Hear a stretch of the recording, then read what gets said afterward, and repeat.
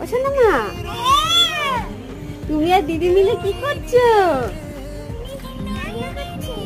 তোমার নানা জিনিসগুলো দেখি তো, মটন রান্না হচ্ছে। বাবা, এটা মিক্সি। ও